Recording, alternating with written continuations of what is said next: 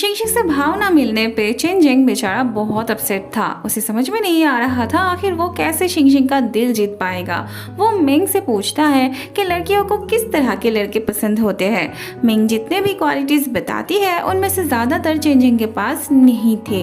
वह तोंग तोंग दूर से शियाओ और यहान की बातें सुन लेता है। वो दोनों स्कूल रिप्रेजेंटेटिव के बारे में बात कर रहे थे। शियाओ बहुत उदास थी रिप्रेजेंटेटिव ना बन पाने के लिए। यहान भी शियाओ के साथ स्कूल रिप्रेजेंटेटिव बनना चाहता था। वैसे जितना दुख उसे खुद रिप्रेजेंटेटिव ना बन पाने की वजह से हो रही थी, उससे कई ज्यादा दर्द शियाओ के ना बन पाने की वजह से हो रही थी। वो तो स्कूल वालों से इस बारे में बात करने जाना चाहता था, पर शियाओ को किसी झमेले में नहीं पड़ना था। वो उदास तो थी पर अपने दोस्त के खिलाफ भी नहीं जाना चाहती थी। उसने इस बात को एक्सेप्ट कर लिया था, इसलिए वो यहाँ से उसके मामले में पढ़ने से मना करती है।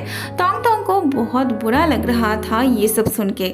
रात में वो शिंगशिंग के पास आता है मन हल्का करने के लिए। तोंग तोंग बहुत उदास था अपने दोस्तों को उसकी वजह से उदास होते हुए देख। उसके लिए ये सब पोस्ट मायने नहीं रखती थी। वो तो कभी ये सब बनना ही नहीं चाहता था।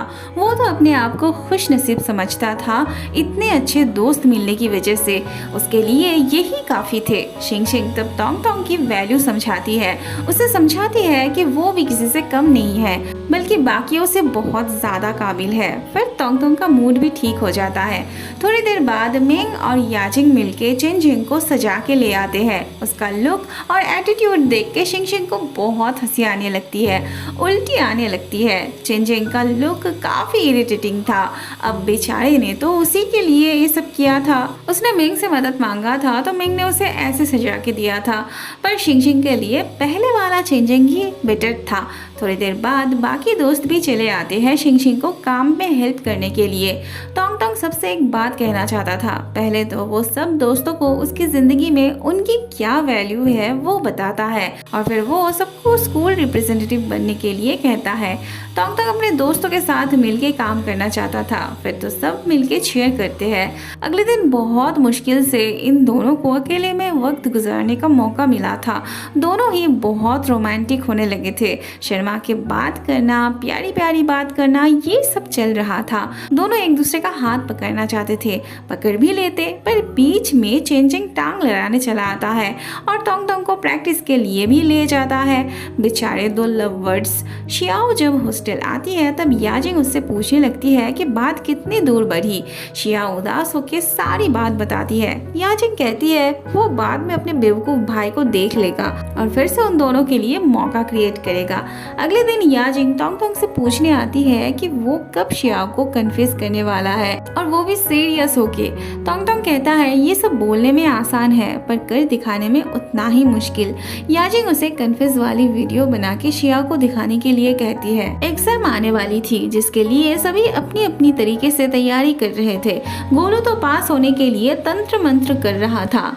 यहाँ एक एनिमी कैरेक्टर को भगवान मानते हुए ब्लेसिंग्स मांग रहा था। वह मिंग सुबह से लेके रात तक बस बहाने मारती जाती है पढ़ाई ना करने की। स्कूल में शियाओ तोंग तोंग की पढ़ाई में हेल्प कर रही होती है। इसी बहाने दोनों एक साथ एक अच्छा सा टाइम स्पेंड करते हैं। फैटी तो चीटिंग करने के बारे में सोच रहा था, इसीलिए वो चिनजिंग से मदद मांगने आता है। रात में तोंग तोंग शियाओ को हॉस्टल तक छोड़ने आता है। तोंग तोंग शियाओ से थैंक यू कहता है उसे हेल्प करने के लिए, उसका मन शांत रखने के लिए। शियाओ जब रूम में आती है तब याजिंग तोंग तोंग को लेके उसकी टांग खींचने लगती है। शियाओ के पास तोंग तोंग का जैकेट था तो वो बहुत खुश हो रही थी। अगले दिन एग्जाम था, सभी एग्जाम देने चले भी आए थे, पर पार्ट टाइम जॉब की वजह से तोंग तोंग को आने में लेट हो जाती है, जिस वजह से उसे कम टाइम मिलता है और एग्जाम भी बहुत बुरा दिया होता है। रात में तोंग तोंग वर्कआउट कर रहा होता है और शियाओ जैकेट देने के बहाने तोंग तोंग से मिलने आती है। कह सकते हैं उसे कंफर्ट करने आती है। शियाओ तोंग तोंग के लिए डांस प्रिपेयर करके आई थी, जिसे देख तोंग तोंग को हंसी आती है। वैसे शियाओ भी उसे हंसाना ही चाहती थी। बाद में तोंग तोंग उसे हॉस्टल तक छोड़ने जाना चाहता है।